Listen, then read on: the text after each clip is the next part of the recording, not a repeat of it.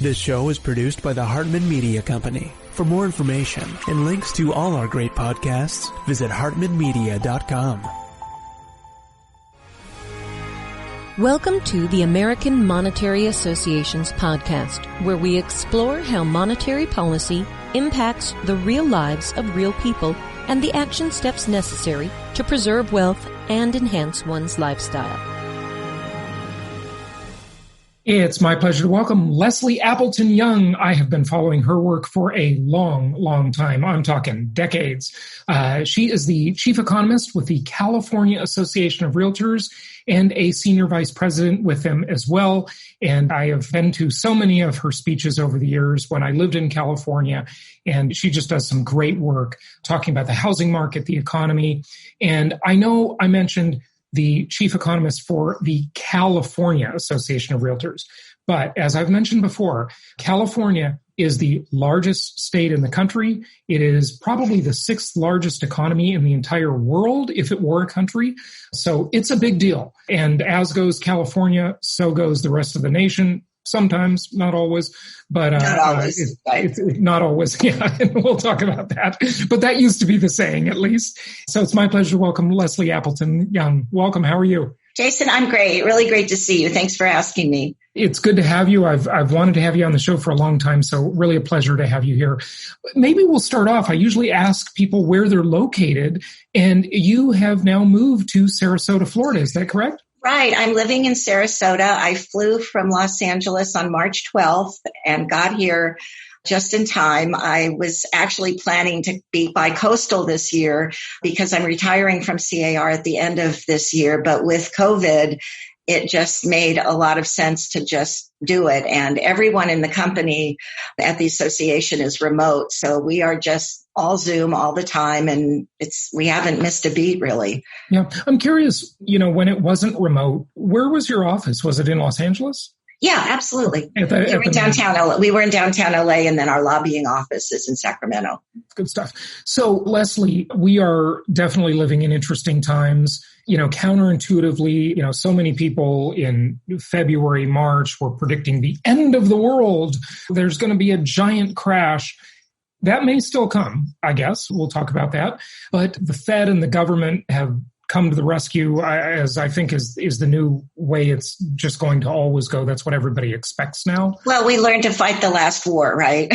Right. You meaning the Great Recession, right? Absolutely. Yeah, with stimulus. So it's a lot faster and a lot bigger this time around.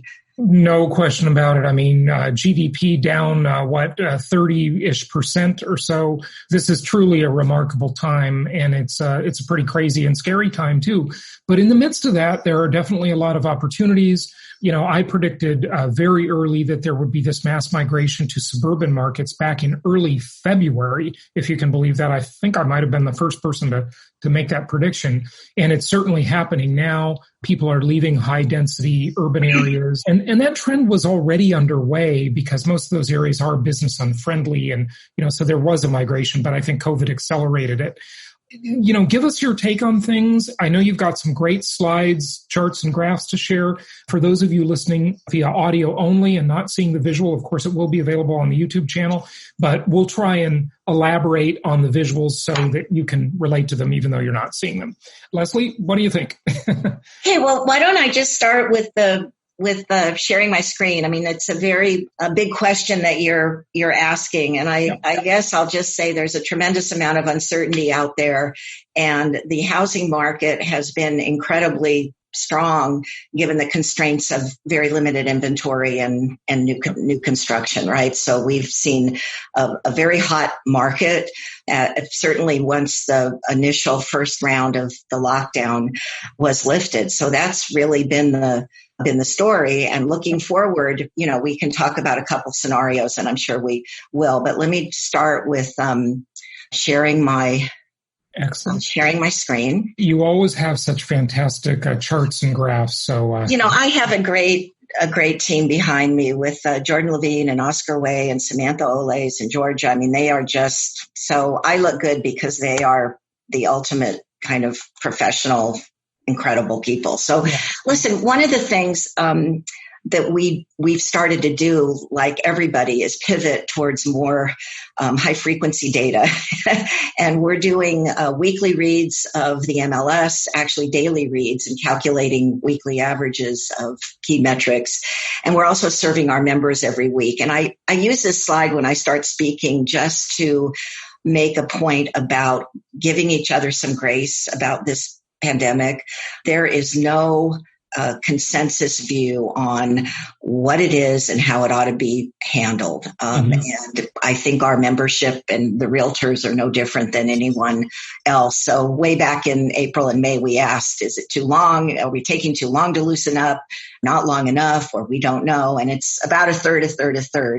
And then I also start out with just the summary of where the major forecasting financial, academic, and governmental entities are with respect to what 2020 is going to look like, to make a point of nobody's got the same numbers, but everybody's got the big drop in the second quarter, which you just noted was at an annualized rate, a drop of over 30% on a quarter. Right. So just to elaborate on this slide a little bit, Q2 being the second quarter being the really bad one. Right. And the predictions go from the worst being UCLA predicting a 42% reduction in GDP for the U.S. economy in at an annualized rate, right? So that's important to say, right? Yeah. And Bank of America maybe being the most optimistic, JP Morgan Chase being the most optimistic at a 25% decline. So it's kind of all over the board. Goldman Sachs has been a really, a lot of people have quoted that one. They're saying 39%. So this is pretty incredible. I mean, these numbers are staggering. They all have the same trajectory though, right? They all have the Q2 being the big hit and then a gradual recovery after that, with the decline for the year as a whole between 5 and 11%. So there is a lot of leeway, but there's a general story that at the time, and this is as of the end of June, all of these forecasts, was the assumption that there wouldn't be a second wave and there wouldn't be a second lockdown. And that is not clear at this point, right? As states like Texas are backing back down, and the whole confusion over schools and all that. So it could be worse, and hopefully it will be better. But I just, again, want to make that point that forecasting is always dangerous, but it's particularly fraught right now. Yeah. One of the things, as I mentioned, we're doing weekly surveys, we're doing polling. This is a monthly poll that we started in the fall of 2018. Just a Google poll once a month, California consumers. Is it a good time to buy? Is it a good time to sell? And the buy side is really strong. It's currently above what the norm was until the pandemic. And to that, I think you can attribute a couple of things, but certainly record low rates, right? With the 30-year fixed rate conventional mortgage under 3% is an incredible stimulus, coupled with the coronavirus fear, and as you mentioned earlier, a flight to the suburbs and a desire for homes with more space around them. And then the work from home, work from anywhere world where you don't have to live within a horrible commuting distance from where you work anywhere for some jobs, right? For white collar jobs. So I would say the buy side is definitely out of the COVID coma. I mean, the buyers are ready to go. I describe it as, let's pretend it's January again, where the buyers are ready to go. Right. And on the sell side, you've had not only more hesitancy, but you had a huge drop between March and April in the perception of the desirability of selling. And I think that was, I don't want people that might be sick in my home. Right. I've heard prices are going to soften. I don't think this is a good time for me to go put my home on the market. But you can see over the last couple of months that started to heal and come back, I think, and reflective of that hot market that I described in the introduction. So Leslie, let's parse this. And I don't know if you have data on this. So, if you don't, just you say you don't. But can we parse this up at all? When people talk about the housing market, it drives me crazy. I'm sure it does you too. Because it's more than one market, obviously, right? So it's geographically, it's by price segment, housing style. But price segment might be a good one to to really look at. The market is booming. These interest rates are so low. It's just literally negative interest rates. Are all segments of the market doing this? What about the extreme high end, the middle market? The low end, certainly necessity housing is booming. We all know that. Can you drill down on this at all for us? Yeah, I think it's really important to talk not just about the demand side, but the supply side. And the low end has been constrained because there's literally almost no inventory. I mean, if you look in California, under 400, under 300,000, there's just very, very little there. And the upper end's been interesting because the last 2 months of data have shown a resurgence of activity at what I'll call the high end in California, maybe the ultra high end in other parts of the country, but in the over 2 million. And it's one of the reasons why in the June data, which is unfortunately the last monthly data that I had, we had an all-time high in our median home price of $625,000, highest monthly, highest annual median home price in California. And again, it was two parts. It was more homes sold at the upper end, and it was price appreciation in every single category.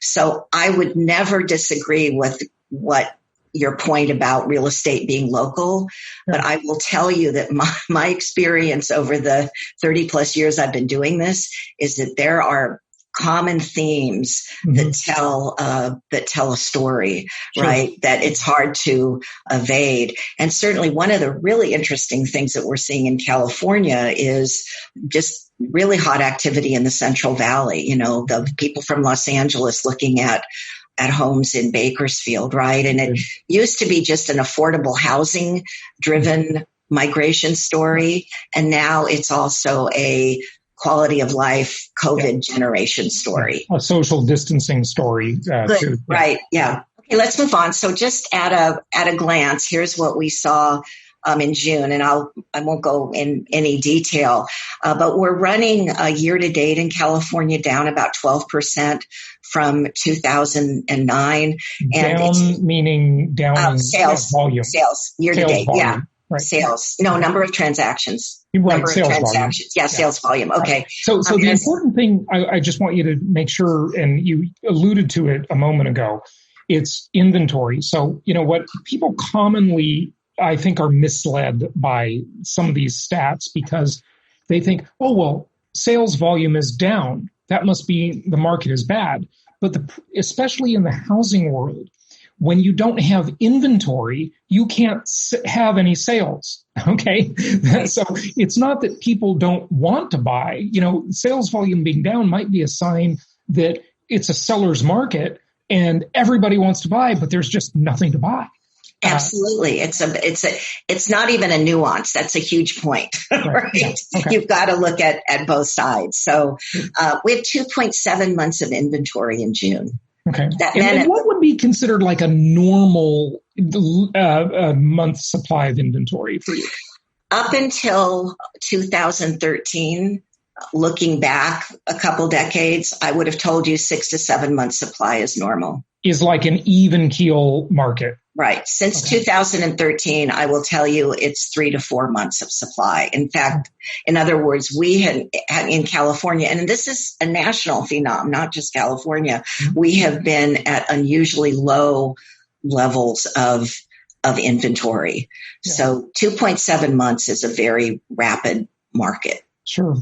So I think that's really all. And then look in June how low rates were, and they were headed even lower. And then we also look at price per square foot as just I'm very agnostic when it comes to data. I just want to understand the methodology. So people talk about median price, they talk about average price, they talk about price per square foot, and typically things track, right? Typically you don't see a different measure and go, oh my God, the story is totally different. It's typically not. And we're seeing that with the price per square foot data as well. So this is a history lesson in 15 years of looking at sales in California. And what's a little bit sad is to look at the first 2 months of 2020 and just the anticipation that this was going to be just a banner breakout breakout year in real estate because we were above sales from 2019 and really looking forward to a great year. I also want you to see the V-shaped recovery during the Great Recession. Mm-hmm. And then eyeballing this starting in 2011, we have essentially had a flat trend in home sales at a time when we have had job growth, income growth, household formation growth, and very low rates. So this market has been held 20 to 25% below what you would expect sales volume to be because of two reasons, inventory and affordability, right? And so there's just a lot we can talk about those two things, but I just want, everybody to understand that we have not had a breakout market over the last 8 or 9 years because of those two constraints. Right. So what Leslie's showing here, if you're not seeing the video, is a graph showing sales volume. You can see that the volume went down precipitously from 2005, bottoming out in late 2007, I guess, and then it started going up. And so that's the V-shaped recovery, until 2009, and then it sort of stays relatively flat along the way until maybe I'm going to guess that is about February where it really, or April is when it dropped. Yeah. Okay. Yeah. And now it's going way back up, but it can only go up as much as there is inventory to supply the demand. Right. And I think that the hesitancy in the market today is on the sell side. And that's kind of where we are. So we have, as I mentioned, pivoted to what I'll call high frequency data. So we are looking at the MLS data for the state of California on a daily basis and calculating a couple of averages. So this is a look at what's happened to average daily closed sales in the major regions of California and for the state as a whole. And you can see they can be a little noisy, right? These are like week to week changes. But in a market like we have today, set in the economy that we have today, we don't have the luxury of waiting till the middle of August to know what happened in July, right? We need to kind of track things. And what you can see, and I'll just focus here on the set of bars that describe the state as a whole, that when we were in the first week of March, we were looking at 631 average daily closed sales in the state.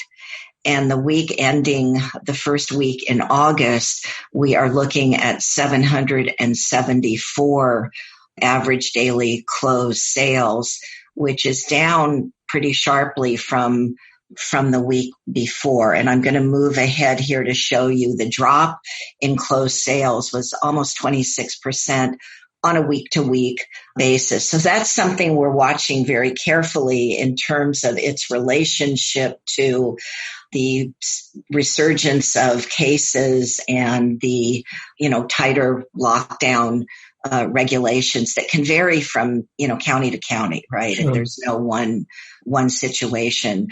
So we came back. This market is ready to go. It's being fueled by low rates and a change in how people want to live.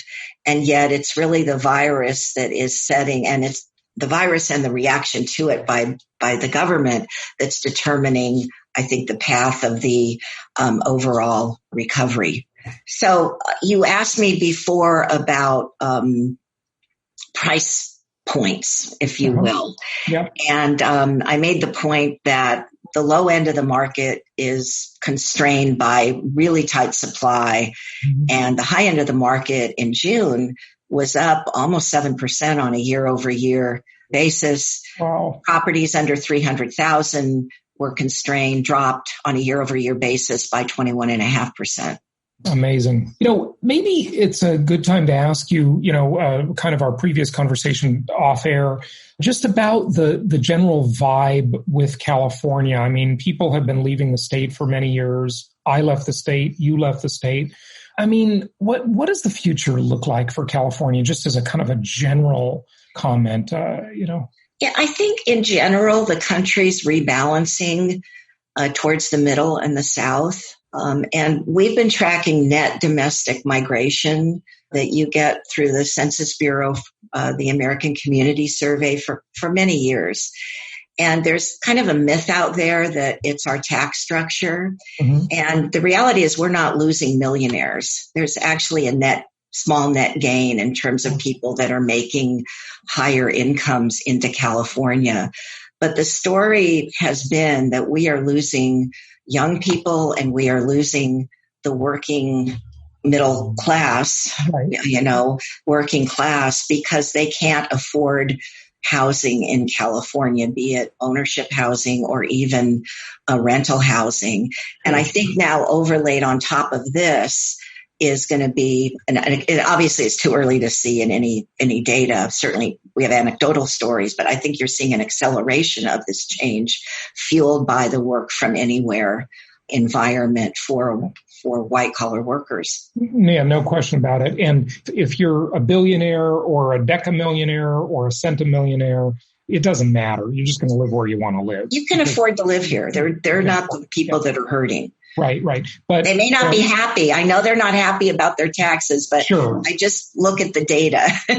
Right. And they have all sorts of teams of accountants and lawyers to get them out of the taxes because they can do all sorts of special sophisticated things to try and cope with the tax burden. But, if someone's you said millionaire, and I think we got to revise our saying on that because a millionaire ain't what it used to be. Adjusted for inflation, it's really no big deal to be a millionaire anymore. Well, let me tell you, there's a lot of people who just lost their $600 unemployment supplement today that would see that as quite a big amount of money. I mean, I know what you mean, but I agree with you about it. But I'm just saying that those people at the lower end of the socioeconomic ladder, they don't have a very high tax burden, even in California. Yes, the cost of living is high, but the taxes are not that high. Where it hits people is those people making $1 million a year. That's the ones that really just get creamed tax-wise. Well, I'm just saying that there's a net inflow in that category. So in the higher end. And so is that an inflow, Leslie, or is it people that have risen to that level of economic achievement? I'm wondering. We can't tell. We essentially just know the income of the people coming and going. So in terms of what their journey to that income level, we have no idea. Yeah. Okay. Good. Go ahead. This is just a chart that looks at the various price segments. It's the 2 million or more price category that actually had the increase in June and added to that price number. Here's a look at the kind of distribution of home sales by region. And you might be surprised to know that the San Francisco Bay Area is only 19% of the total state, even though they're a huge disproportionate share of the economic activity compared to the home sales and population numbers. Southern California is about 45%, Central Valley 23%, and all of the major metropolitan areas had a drop on a year-over-year basis from June of 2020. The other counties categories are very rural and are benefiting again from what you talked about earlier, a flight to less density and more open space. Mm-hmm. Yeah. So looking forward, we felt very confident about our June numbers because pending sales in May were so high. And then looking at the data that we'll be getting in the next couple of days, pending sales increased by 22.5%, not the 60+% we saw the month before, but still pendings is going to tell you where sales are headed. So what you see here is just a big bounce back in housing once the regulations were lifted, and you've had a huge adaptation of technology in the real estate industry. And we've been kind of tracking this with, using Zoom calls with clients and using virtual staging and doing virtual tours and all of the tools that have been available for quite some time, all of a sudden became not an option, but a necessity. And that, I think, has been a huge facilitator And I think that's well. really good news for the economy overall. It's so convenient. And the funny thing is, none of this technology is new. It's been here for many years. I mean, people have been making Skype calls for many, many years. Right. And WebEx was around, I think, 20 years ago, but now everybody's been forced to adopt it. So necessity is the mother of invention. And it's great news because there's a certain amount of creative destruction going on in all these old, inconvenient. It's making things a lot more frictionless. And I think that's good for the economy. It's going to increase the velocity of transactions, velocity of money in many industries. I'm looking for a new car now, and I haven't even been to a dealership. It's great. They're doing showcases where they give you these really detailed online tours via Zoom. It's incredible. I mean, it's really convenient. A lot of apartment leasing offices are really adopting this technology really nicely. Yeah, it's good. Yeah, I don't think there'll be any going back. And certainly the younger generations are so comfortable in a virtual world. And this is just kind of force the oldsters to get with the program. So a couple of, I think I've indicated caution going forward. About 40% of our members last month said they were noticing a slowdown in activity. And again, this was correlated with the kind of resurgence of cases. So the price side is a whole nother story. As I mentioned, we were at a historic high median home price in June. The specific number was $626,170, 6.5% up from May and 2.5% up on a year-over-year basis. So that has been really incredible. And as we look at it across all price categories in the state, every price category, is seeing a gain. And the biggest gains are at what I would call the top 20% of the market. And most of the pain of job losses is hitting people that are not homeowners, right? It's hitting renters more because they're in the service industries, which are lower paid. It's really the white collar. And you can see that in these statistics that they are the ones that really are the lucky ones in all this, that are able to take advantage if they need a mortgage and really. I think society needs to reevaluate. And, this is just something that happens kind of slowly, but reevaluate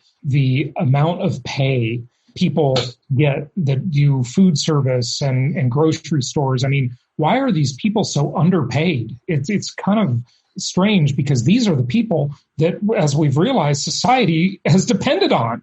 I mean, they are the essential workers, right? These are the essential workers. These are the heroes. Of course, the healthcare workers too, but, they're mostly paid pretty well. But, the people at the grocery store and the people making your food at a restaurant, and it's probably takeout food, why are they so underpaid? I mean, it's just kind of strange how that sort of came about that way. I don't understand it sometimes. Yeah, it's called pricing power. yeah, pricing power. Well, and lack of minimum wages in many areas. So it's something to look at for sure. It is just as a society. But the skills needed to do those jobs are not rare, and so that's obviously the reason. The demand is big now, but the skills aren't. They're easily. A lot of people have those skills. Yeah. Okay, go ahead. So I thought this was really fascinating. This was the weekly survey of our members. And we asked, hey, were the people that you talked to last week, the buyers, expecting prices to go down? And in the initial stages of this, when we started asking this at the end of May, early June, 63%, 67% said, yes, my buyers are expecting to see lower prices. Mm-hmm. And now you get to the first week in August and less than half are. So you've just had a gradual realization that sellers are not with the program in terms of reducing their prices, right? They're not seeing a need to do that in this market. So a gradual, I think, shift in expectations about what's happening with prices on the part of buyers. And so buyers are feeling a sense of urgency and they're not expecting any deals. Well, less than half, fewer are expecting deals today than were 10 weeks ago. Okay. But it's just a little bit below half. And 15% of the realtors said they had a buyer who tried to renegotiate a purchase price before the close of escrow. So there's still some of that going on. So here's a look at, you asked me a question earlier about what was normal inventory. And I said that up until 2012, if I took a 30-year average, it would have been between 6 and 7 months.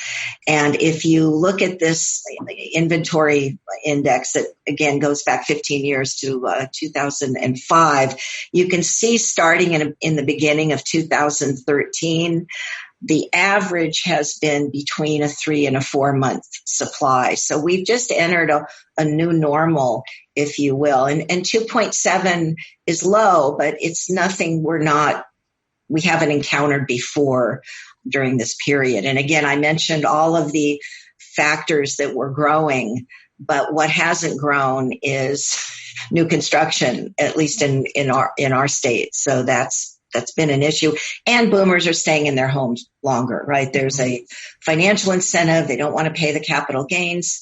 Gains tax is certainly one of the reasons. Prop 13 is another. But when I started in the 80s, people moved in California about every 7 years. Yeah. And now it's about every 18 years. Wow. So that is staggering. A huge shift. And we're becoming a little bit more like the European model. That's exactly what I was going to say. Europe has this very stagnant market where there's just not much trading going on. Well, kids inherit their parents' homes. Yeah. Right? And I attributed that, Leslie, to, the fact that obviously Prop 13, I think, actually hurts the market in a lot of ways because it makes people stay put to some extent. Yes, absolutely. Just do the math, right? Yeah. So Prop 13 is the Howard Jarvis, from I think 1978, the thing that capped property tax increases in the state of California. So, people won't trade their house because they're going to have to pay such a higher tax bill on the new property because of the higher prices. But also, the very low mortgage rates, I think it's kind of another thing that it's not as big because people can always refi. But, sometimes the mortgage rates encourage people to trade houses when they're really cheap because they get an automatic refi when they trade and they get another house that they ostensibly like better. If those mortgage rates are higher, it really keeps people stuck and makes the market more stagnant because, you just don't want to lose that great mortgage you have. And I think that's one of the dangers of these very low interest rates in the long term, is that it really causes the market to just be less active. What do you attribute this dramatic rise from 7 to 18 years to? Is it mostly Prop 13 issues or what? I think it's just doing the math. There's certainly societal factors, right?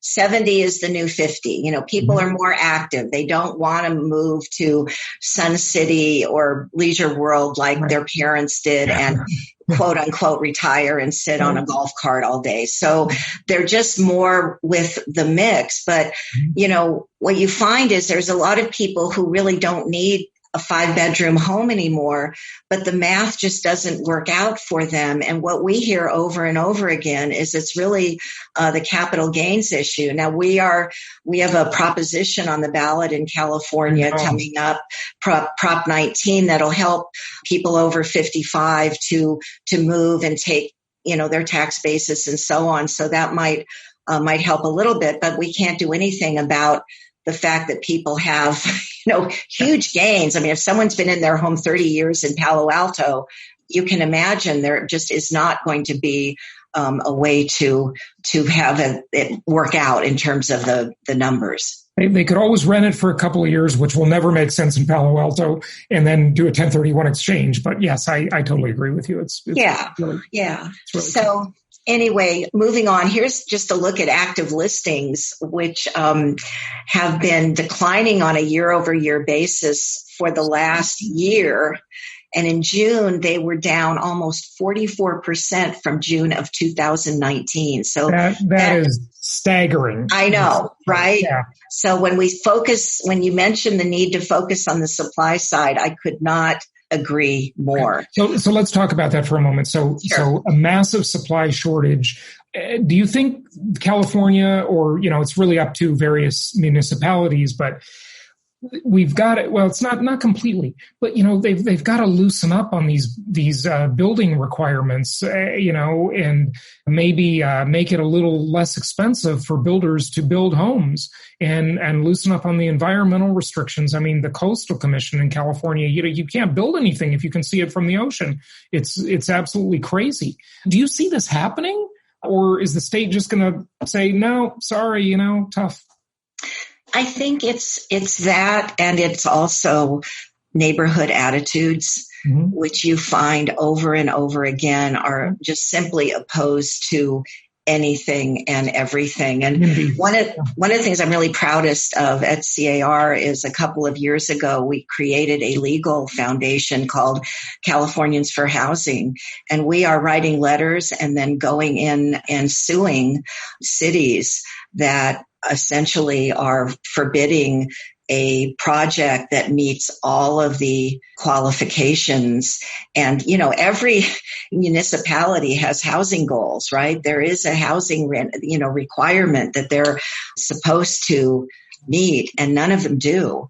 So it's really time to play hardball a little bit and have people understand that this is something that can actually be a huge benefit. So here's the thing about that. I mean, you would think that the municipalities want the property tax base, right? Because that brings them revenue. They want the commercial property tax base. They don't want the residential property tax base. But that's where I was going, Leslie. Since nobody's going to build any retail properties anytime soon, and nobody's going to build much office space because COVID has just creative destruction. The home is the center of the universe, as I've been saying.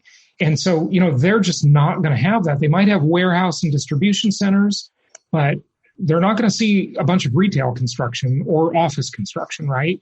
Also, there is some light in maybe the alternate use of like hotel properties, turning them into residential, and the possibility of even converting offices or shopping malls to residential. I don't know. To me, this is a pretty complicated, expensive venture, but the hotels for low-income housing, turning hotels into little condo units is pretty doable. What do you think?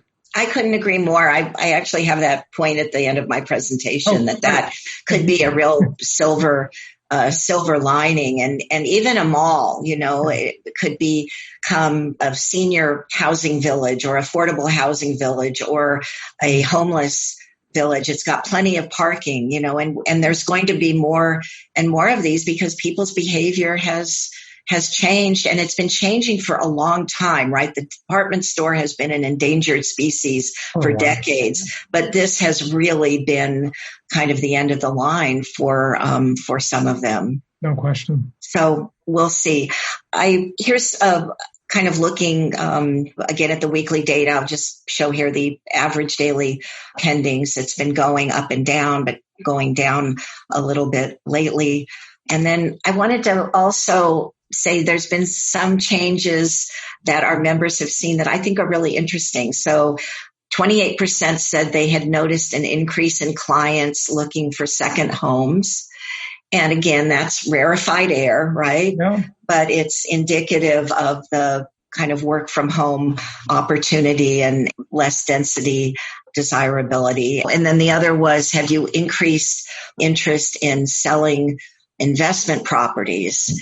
And in the first week in August, about a third of them said yes. So I think that's a whole nother topic about owning rental property in California right now. That is, and the eviction moratorium and everything. Yeah. Wave. I mean, there's, people that are looking to get out. And then just in terms, we talked earlier about utilizing the tools. So over half of the realtors said, yes, I'm doing a lot more virtual tours under COVID. in the first month of August, 17% said, I've actually put a buyer into contract who never saw the house. Right. And again, that's something we didn't see before. And almost half of them said they had a vacant listing. And in the world of COVID, it's a lot easier to show homes that don't have a homeowner living in them. So we're seeing more of that. So those are just some of the threads that we're following. In terms of the forecast, everybody's got a letter. You have the square root on there. I've been talking about the square root. All right, there you go. There's just a lot to talk about here. I've been, was originally in the swoosh category, and now I think I'm probably in the W category, but again, so what she's referring to, for those listening, she's referring to the shape of the recovery. Is it going to be a V, a W, a U, a square root, a swoosh, a Nike swoosh? Right. So that's what we're talking about. Go ahead. Right. And then I've just got the forecasts from NAR, Fannie Mae, and MBA that really mirror the trajectory of the GDP forecast that we saw in the very beginning of my presentation, with the big drop in sales on a year-over-year basis in the second quarter, and then recovering after that, okay? And in terms of prices, very little impact, certainly a bit of a softening, but everything in the low single digits with a delayed impact, right? Prices are typically sticky on the way down until they're not.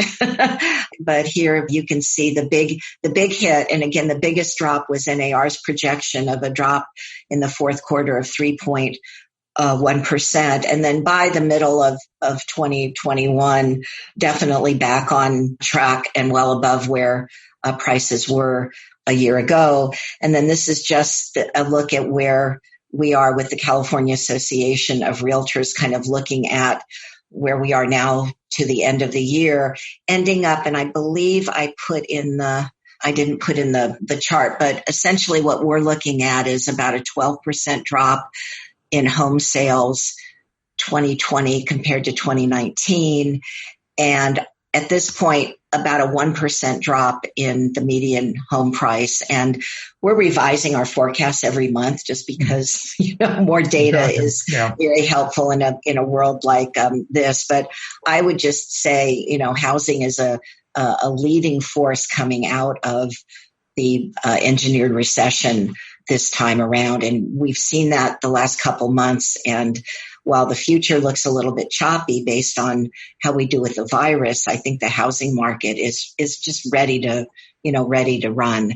And then I'll close with just a couple comments about what I think the future is going to look like. And just noting, and we've talked about this, the work from home, work from anywhere new order, I think is going to be huge for housing.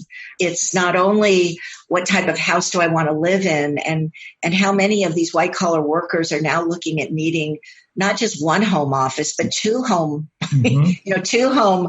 Three. What about the kids? The kids need. There you go. You need a house isn't just a house anymore. It's where you work out. It's your restaurant. And one thing we didn't really talk about was how many more houses are multi-generational, right? Thinking twice about putting your parents in assisted nursing living. home where they're going to die. Yeah. Right. Exactly. So this was a really funny exercise that someone initiated on Twitter a month or two ago, asking people to post a picture of their home office. And for anyone who's listening, I have 6 pictures that show a laptop on top of a washing machine, a laptop in a closet alcove, a laptop at the end of a loft that's about 3 feet wide, a laptop in a kid's room, and at the kitchen table, and on a trash can outside. In other words, there were a lot of people that simply don't have the type of home that makes working from home easy to do, right? Mm-hmm. So I think the winners coming out of this will be, and as I've already said, residential real estate. Absolutely. The tech-enabled agent has a huge advantage. And the good news is there are a lot more tech-enabled agents today than there were 6 months ago. an agent who is able to leverage technology to enrich relationships with clients, and the transition of commercial and retail, and as you mentioned, hospitality spaces into housing. So those would be the four kind of closing points I would make kind of looking forward. Good stuff. So Leslie, I have to ask you, thank you for that, by the way. I have to ask you, when we look at what's coming, though, we still have definitely some clouds on the horizon, right? I mean, we've got forbearance, we've got foreclosure moratoriums, we've got eviction moratoriums. Are these chickens going to come home to roost here at some point? Because the economy is it's very uneven. Okay, it's very uneven. Some people, like you said, doing great. Some people really suffering. It's very sad and uneven in a lot of ways. What about next year or the year after? I mean, I don't know. From looking at this kind of stuff, it would seem like we're all in the clear for a long time to come, but maybe not. No, I mean, it really, I think, all comes down to the kind of relief that the government is going to grant to the unemployed over the next 6 months or however long the economy remains essentially paused. And that it all depends on that. When you look backwards, I would say the government did an amazing job of getting relief out quickly. And were there people that got PPP loans that shouldn't have? Of course. Are there people that are getting more in unemployment than they did when they were working? Yes. But, the general tenor of what was done was to support the economy when it was shutting down by providing people with an income necessary to pay their rent and eat. And that's what was done. And it was fabulous. And it's one of the reasons why we haven't seen these things that you're talking about, coupled with the eviction moratoria and so on. Going forward from today, I don't know. I think there will be some type of relief, but how long can that go? Half of the rental properties are owned by small landlords that also have mortgages to pay. So there's a lot of levels to this, and it certainly is the thing that's keeping me up at night. And I think we're all watching the monthly CoreLogic data to just see how many people are 90 days behind, how many people are 30 days behind. Now, I'm not sure what the exact number is. I think about a third of the people that got forbearance are still paying on their mortgages. Many, they took it out as an insurance policy. But that's the date I think we need to keep a really big tabs on, because we know from the Great Recession how quickly this can shift when people start losing their homes. Yeah, very interesting stuff. Leslie, do you want to share a website or wrap it up with a closing thought for us? I really appreciate being here today. I'm extremely optimistic about real estate going forward, with a tremendous amount of concern for keeping the economy going long enough that we can just hit the ground running.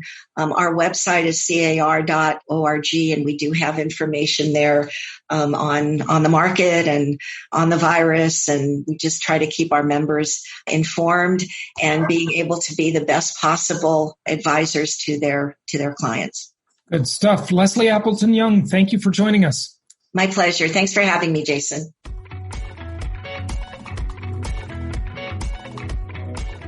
Thank you so much for listening. Please be sure to subscribe so that you don't miss any episodes. Be sure to check out the show's specific website and our general website, hartmanmedia.com, for appropriate disclaimers and terms of service. Remember that guest opinions are their own, and if you require specific legal or tax advice or advice in any other specialized area, please consult an appropriate professional. And we also very much appreciate you reviewing the show. Please go to iTunes or Stitcher Radio or whatever platform you're using and write a review for the show. We would very much appreciate that. And be sure to make it official and subscribe so you do not miss any episodes. We look forward to seeing you on the next episode.